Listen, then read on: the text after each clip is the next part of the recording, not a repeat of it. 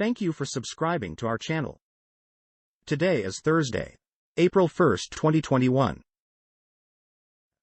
BBC report. Belgium police break up fake festival started as April Fool's joke.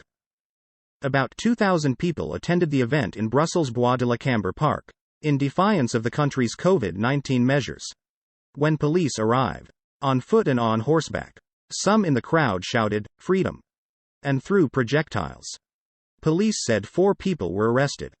3 police officers were injured in clashes, according to officials. Reuters news agency reported that at least 2 other people were injured. BBC report. Covid. Tennis bodies urge hesitant players to get vaccine. Both the ATP and WTA governing bodies have called for players to be immunized, but insist they will not force them to be vaccinated. Leading stars in both the men's and women's game, including Novak Djokovic and Alina Svitolina, have expressed skepticism over COVID-19 vaccines. He later claimed his comments about vaccinations had been taken out of context in the media, saying, "My issue here with vaccines is if someone is forcing me to put something in my body that I don't want." CNN report. British contractor presumed dead in Mozambique terror attack, family says. A British contractor missing since Islamist militants first attacked the town of Palma in northern Mozambique just over a week ago is presumed to have died, his family said Thursday. Dozens of people were killed and hundreds are still unaccounted for following the days-long attack by the ISIS-affiliated group. Relatives of contractor Philip Maher said they had been made aware that a body matching his description had been found but were awaiting confirmation. Deutsche Welle report. Ukraine accuses Russia of aggravating situation in Donbass. Ukraine demanded on Thursday that Russia halts escalating military tensions and reaffirms its commitment to a ceasefire in the eastern Donbass region. Kiev had earlier accused Moscow of building up military forces near their shared border, and saying that pro-Russian separatists were violating a ceasefire. Russia's current escalation is systemic, largest in recent years. Ukraine's Foreign Affairs of Ukraine Dmytro Kuleba said in a statement. CNN report. Got a money question? There's a TikTok for that. Tori Dunlap joined TikTok in March 2020 for the same reason that most people do. To watch quick-fire videos of people dancing, lip-syncing and telling jokes. It wasn't until mid-July that Dunlap, the 26-year-old founder of her first $100,000, a money and career website, created her first personal finance TikTok video on why you should have a high-yield savings account. Soon afterward, things started to take off. Al Jazeera report. OPEC Plus agrees to up production with an eye toward summer rebound. OPEC Plus agreed to increase oil production gradually in the coming months, making a cautious bet on a summer economic rebound as the world recovers from COVID-19. Defying market expectations for the second time in less than a month, the group agreed to add more than 2 million barrels a day to global oil supplies from May to July. That will return about a quarter of the crude they are still withholding after making deep cuts a year ago in response to the pandemic. Fox report. Seattle homeless getting vaccinations and FEMA-funded hotels. Homeless people in Seattle are now getting their COVID-19 vaccination shots. Yet the city is expanding its use of a federal program that pays to house homeless individuals in hotels. 2 additional hotels in downtown Seattle are currently being filled with people who had been staying in group shelters. The cost is $12 million. But Seattle officials are increasingly confident that federal taxpayers will pick up the tab. Al Jazeera report. Trump must pay for haphazard voting lawsuit. Wisconsin governor.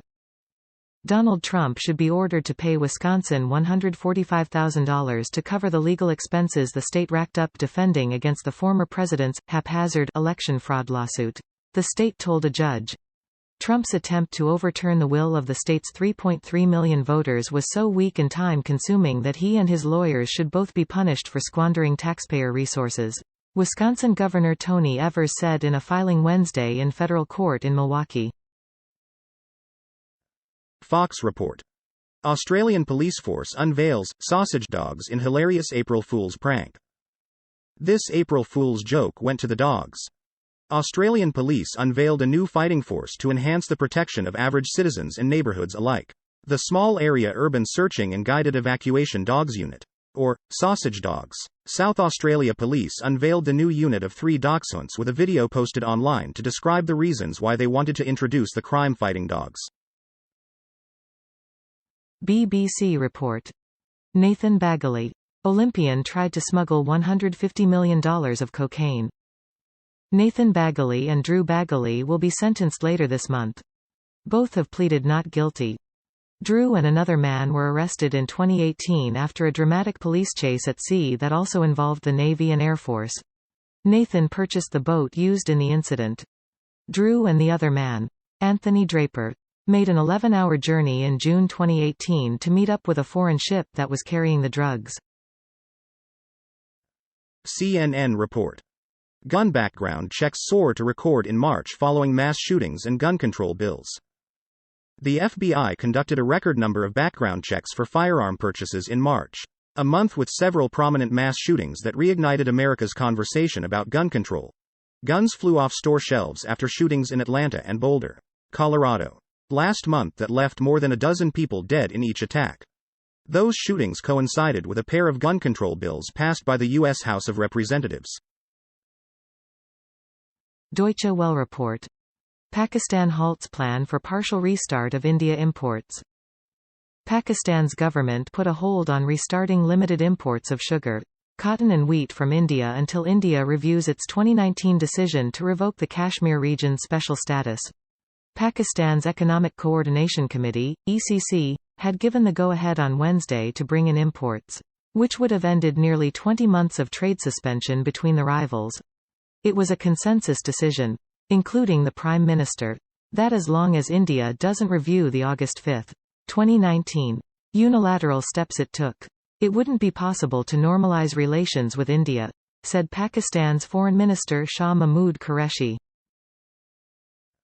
Deutsche Welle report. German government facing massive drop in approval, survey shows. Only 35% of Germans said they were satisfied with the federal government this April, with 64% expressing their disapproval towards Berlin. This is a massive shift from November of last year, when around 70% expressed approval. The survey showed 58% of Germans were either satisfied or very satisfied with Chancellor Angela Merkel's leadership, making her the most popular political figure in the survey. Fox report.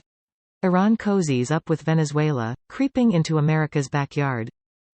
Iran has established a foothold on America's doorstep and is expanding in South America, experts say, especially by cultivating close ties with the Nicolas Maduro government in Venezuela.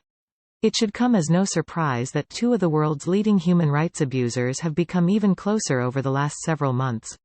All American lawmakers should be deeply concerned about the growing ties between Tehran and Caracas, warned Brian E. CNN report. British police officer convicted of membership of neo-Nazi organization. A London jury has convicted a British police officer of being a member of a banned neo-Nazi group. Benjamin Hannam was found guilty on all 5 charges by the jury on Thursday, a representative of London's Central Criminal Court told CNN. These charges include membership of the banned National Action Group, making a false application to join the police force by not disclosing his membership of said group, and the possession of indecent photographs of a child. Al Jazeera report. Catastrophic. Africa CDC issues warning over India shot delays. The head of Africa's disease control body has warned that India's temporary hold on major exports of AstraZeneca's 2-dose COVID-19 vaccine will undermine the continent's inoculation plans and could have a catastrophic impact if extended. The Serum Institute of India, SII, recently announced that as many as 90 million doses of the shot destined for the COVAX initiative worldwide will be delayed through the end of April as India's government grapples with a spike in infections among the country's 1. Fox report. Florida police dog helps capture man involved in fatal shooting, $100 robbery. A Florida police dog is receiving high praise after helping to successfully apprehend a suspect accused of shooting and robbing another man of $100,000 worth of cash and drugs. In the early morning hours on Wednesday, deputies with the Pasco County Sheriff's Office responded to a shooting in Hudson, where authorities found a deceased adult male. The victim's girlfriend said she heard 6 or 7 gunshots before her boyfriend stumbled into the bedroom of their camper and collapsed onto the floor unconscious. Thank you for watching 5 p.m. recap. To be notified, you can subscribe our channel and activate the bell.